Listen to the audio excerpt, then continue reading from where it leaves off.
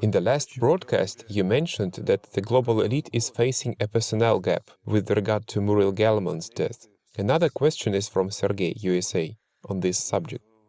So the global predictor and the US country elite have a personnel shortage, and Russia has the conception of governance, KOB, DOTU.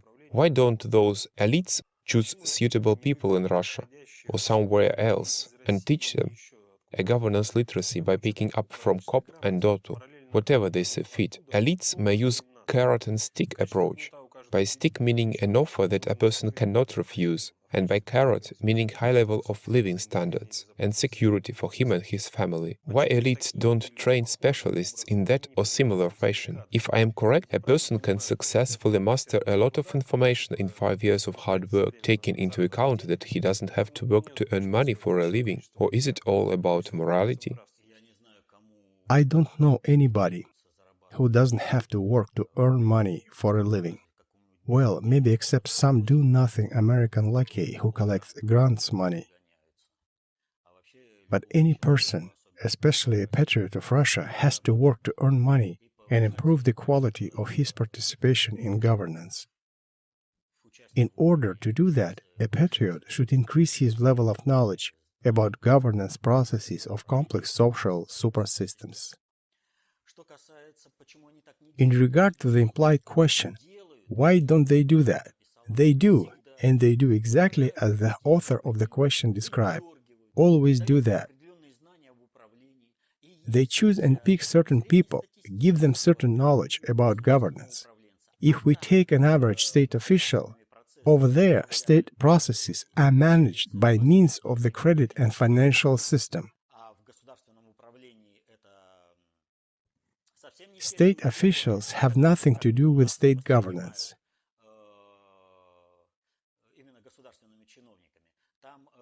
The level of competence of any state official up to the government is equivalent to housing and utility services management level in Russia.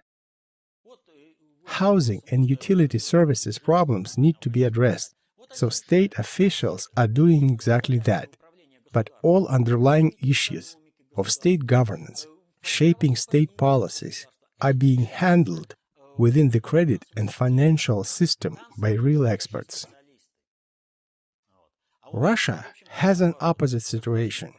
There are more or less experts in state governance, but in the credit and financial system, there are mostly parasites. Those parasites cannot do anything other than siphoning off money from workers. The purpose of banks is to be just a tool in product exchange. Banks, it is just a circulatory system of the economy. They should make a penny for their work. Yes, it will secure their profitability, but won't let them get excess profits.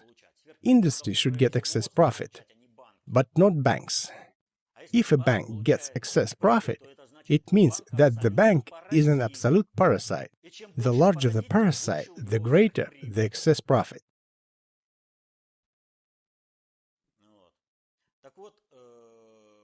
So they have always gathered and now gather talented, savvy people and bring them into governance.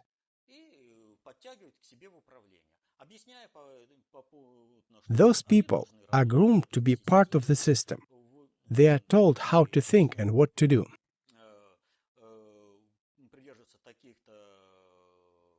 As a reward, they are provided with a certain consumption standard. But to compare our Nabiulina with an average bank's clerk in the West, then Nabiulina is nobody. Kudrin is the same nullity. Silyanov is nobody also. All those people were placed here by American lackeys. Why were they chosen? Well, there is a very interesting peculiarity here.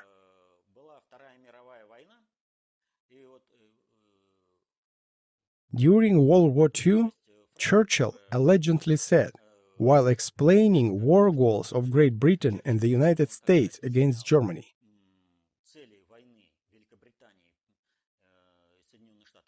"You must understand that this war is not against Hitler or National Socialism. but against the strength of the German people, which is to be smashed once and for all, whether it is in the hands of Hitler or a Jesuit priest. We fight not with Hitler, but with the German spirit, the spirit of Schiller. So this spirit will never be reborn. This is the essence of denazification. First of all, the people's spirit is destroyed. So all of these Nebiulins, Grefs, Silyanovs and others are people with a destroyed Russian spirit.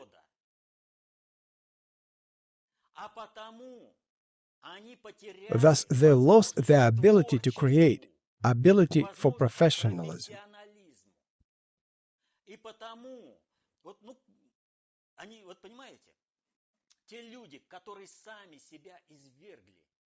You see, those who disgorged themselves from Russian realm became nullities of no use except the one, viciously hate Russia and kill Russian people by various ways. That is what our upper stratum of elite do. Chubais, Silyanov, Nabiulina, Kudrin, or anyone else of their kind. They know that they are bumps on the log, nullities. They realize that their elite status is provided as long as they continue the genocide of Russian people and destruction of Russia. The Russian spirit was etched out from them. It is useless for the West to take a Russian man without the Russian spirit to improve the quality of governance there. That Russian spirit is at the core of Russia's subjectiveness in global politics.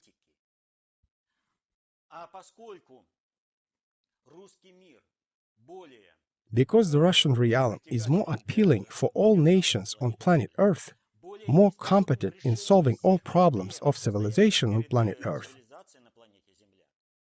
The Russian realm shows greater efficiency. Force of Russia tried to destroy Russia by different means for some time now. Let alone how many times they have brought different wars, how many times Russian elite with lost Russian spirit betrayed Russia, sold Russia, but nothing works. Russia rises up. At the same time, the crisis of the West only increases.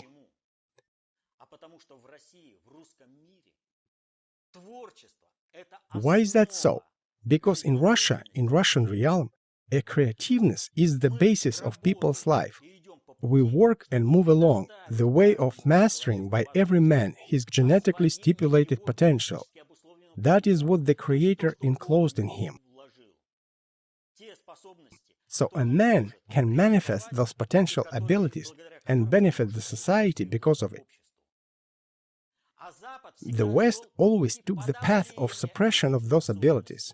What is the difference between the West and Russia? The creativeness.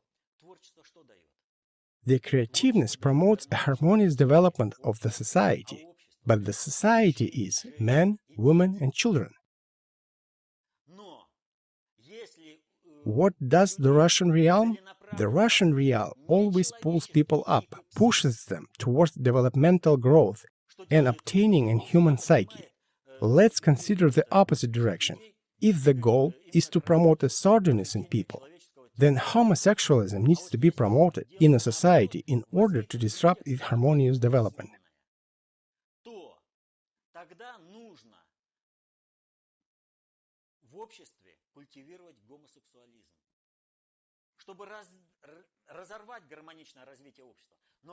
But individuals who disrupt harmonious development of the society by becoming homosexuals lose their ability for creativeness. They become useless.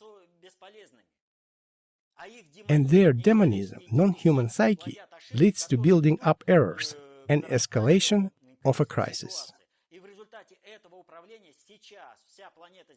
As a result of that governance, as a result of personnel selection, by principle mentioned by the listener who asked this question, as a result of that personnel policy on the planet Earth, all humanity stands at the edge of ecological, economical, and military-political catastrophe. What is next? Only Russia has a solution. The solution is to nurture a human psyche type, to create such social mechanisms that allow mastering of a genetically stipulated potential in every person for the harmonious development of society. After all crime and similar things arise from the situation when a man is not allowed to become a human and all kinds of sordid needs are cultivated.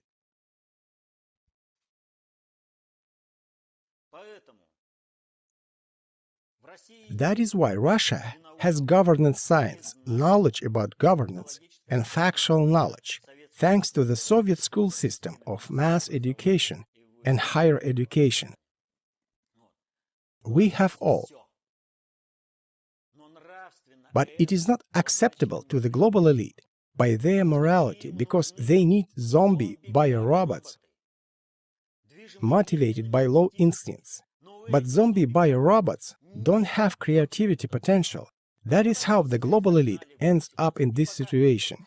While at least someone is competent, he continues to work and hoping to last till somebody resolves all the crises. But who can resolve? Only Russia. Therefore, we need to patiently work and enter in governance processes. Take this governance in our hands. For example, the Russian Orthodox Church has an open offer. Let's go ahead to the West. The Catholic Church gives up everything. No, the Russian Orthodox Church doesn't want to go, because church hierarchy understands there is a lot of work over there. Need to preach and spread the word of the Creator. Even in the Russian Orthodox Church format, they don't want to go. It is much more comfortable to make money in Russia. But what will happen if the Russian Orthodox Church loses the people's support? It will be the end for the church as an institution. But church officials don't understand it. The Russian Orthodox Church has less and less sincere, inspired priests.